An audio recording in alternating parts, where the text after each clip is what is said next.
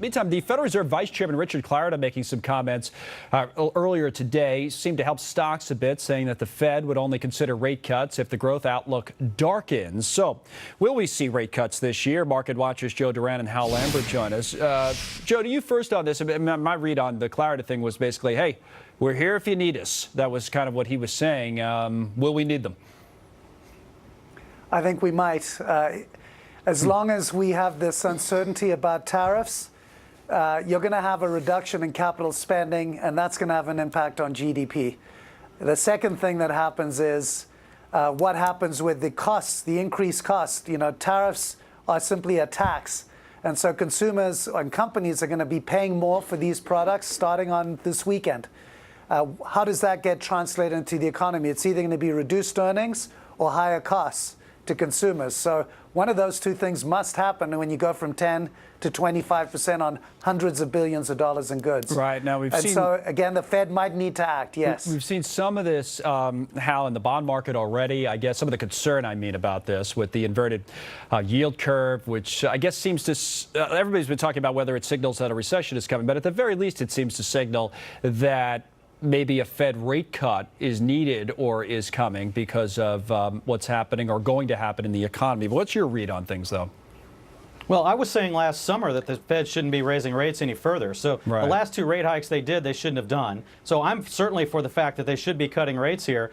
I personally don't think they will this year. I think they'll give it a full year. Look, it takes about 6 months for a rate hike to work its way through the economy. So I think they're going to start looking at things this summer and going into the fall. So perhaps in the early part of 2020, they'll look to cut rates. I don't see it happening this year. Give me a quick take also, Hal. Oh, maybe you're just about to. I'm sorry to interrupt. About what Joe brought up about the tariffs now. It's tough to pass along the 25%, and maybe we even get more after that.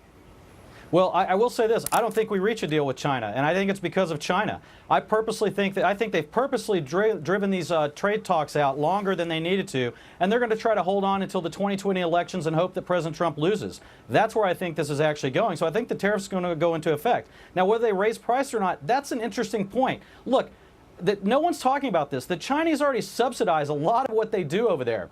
Who's to say they don't decide to subsidize the prices, to drop those prices down, so that in effect you get a transfer from the Chinese government to the U.S. government of wealth? Those tariffs could be absorbed by the Chinese because the government could simply subsidize pricing down to make them competitive.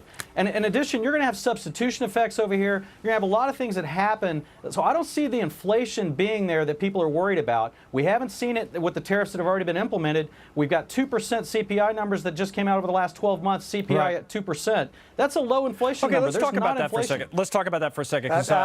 Joe, I'm going to go back to you on that, Joe, because it brings up this kind of wider point. The argument Hal is making, I think some would say, well, okay, at 10%, but doing this at 25% is a little bit tougher, both on our end and on the Chinese side of things. But how do you see this? Because if Hal's right, and not necessarily about the tariff part of it, but about the idea that we're not going to get a deal anytime soon with China, this could play out for a long time. So it's important to see how businesses will handle it. How do you think they will? I think they're going to eat a lot of the cost. Just to be clear, this is a bilateral conversation, and if we haven't resolved this by early next year, the escalation will be much greater. It's not going to stop at this 25%. The Chinese are going to retaliate, and they're going to retaliate with U.S. companies. That's why Apple is being hit so hard.